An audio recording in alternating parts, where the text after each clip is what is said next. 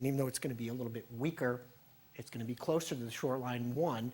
2 is the area of tropical storm force winds are going to expand to our southwest. It circled it there. That's 2 inches per hour right there, and it's following a trajectory east-northeast right into little old us. So all this heavy rain has led to a flash flood warning of all things east of I-81 for Broome County, out into central Delaware County as well, in particular because it's nighttime. You can't see these areas. Susquehanna minor flood stage reached right around 4 to 8, somewhere in that time frame, Christmas morning. Moderate stage by 10 in the morning. That's sometimes when when people could be evacuated feasibly. Great, that was phenomenal. Yeah, it's kind of relaxing, but it wakes you up too. It's kind of hard to explain. It's just makes you just I'm sitting here tapping my feet, knocking my mic off. And the severe weather, as this front starts to drop back down, is going to break out between 3 and 4. All these little lavenders could be supercell thunderstorms, huge hail, gusty winds, maybe even tornadoes. And tornado warning doesn't reach out to you folks out there, but this thing is still pretty potent. Tornado or not, there's some hail and some very heavy winds with this up to 60 miles an hour. So I was always listening to the weather, watching the weather, and all the other kids were always asking me, are we going to get out of school tomorrow? You like to talk about weather. You can be good at understanding it, but if you can talk about it, you get to draw stuff on there. You get to be creative. You can look at the temperatures dropping on the backside of this by daybreak, down in the upper 20s to low 30s, and they continue to drop. So even if this lays down a lot of rain and even some slushy wet snow, it could refreeze. I wanted to show you, since I'm Mr. 70s, by the way, check out the shoes.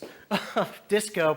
This is how they did weather back in the 70s. He's got the Greg Brady haircut, and they actually had physical maps. Hey, Bring. Egg on the face tonight a little bit. I was calling for snow squalls last night at this time with a little bit of impacts. All we got is a few lousy flurries.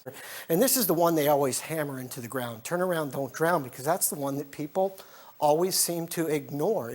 But look at the dew points. And it's the first time I'm showing this in the summer because we're going to get into this category, the yuck, it's humid category, not tomorrow, but Wednesday. So now to zoom way out again to show you. See that H racing up towards Alaska? It's going to set up a big, what we call a ridge of high pressure. And as it does, clockwise circulation comes down almost out of the Arctic Circle and brings this Arctic air down all the way into the southern tier. So, and the Florida shoreline is still looking okay, but here's a little bit of good news. It's forecast to gradually weaken to a 3 and stay far enough off the coast where they're not going to get hit with hurricane force winds or 10-foot storm surges. But another system on its heels Thursday and Friday. All right, not looking forward to that snow, but thank you for telling me. You are quite I guess welcome. that's your job, right? It's a clipper system. We get a lot of them every winter. This one's a pretty potent one, though. Okay, all right. I guess I gotta suck it up.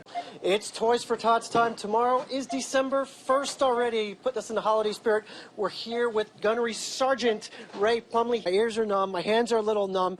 You're definitely going to want to bundle up in those layers because you lose most of your body heat through your extremities, especially your head and your hands. Now, just to show it's about electricity, take a look at my meter outside running with just one baseboard heater on, not moving very quick at the bars there. Then I turned all 7 of my baseboard heaters on. Look at it just jump like crazy. That's an indication of what electricity costs to heat your home. One option? We've only had about 1 inch or so of snow since yesterday, so why are local road crews so busy? Our Rob Martin has more.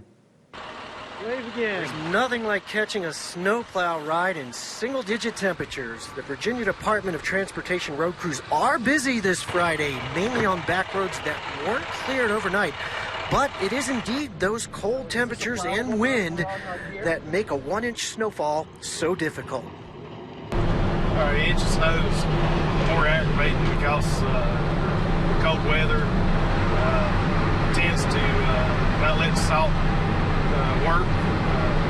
Usually when it gets below 25 miles or 25 degrees, salt doesn't work that great. And the inch of snow that we've had the last 2 days, wind's been blowing, just comes in squalls. Now there's another factor that can slow road crews down, and that's us drivers. Although some caution around a plow is a good thing, too much fear can cause actions that either distract plow drivers or in some cases create outright danger. The public gets near their trucks, they tend to freeze up. They don't know what to do. They'll ride in their blind spots. A lot of times they'll be scared to pass us. Just go ahead and pass us. Don't ride in the blind spots. Sometimes you'll have your bright lights on. They're hitting my mirrors. I can't see. On a side note, though, when we have deeper snow and the snowplow piles that snow up in your driveway, they say shovel it to the right. Otherwise, the snowplow coming by again is going to put twice as much snow right back in your driveway. Here for you in Tazewell County, I'm Rob Martin, WVVA News.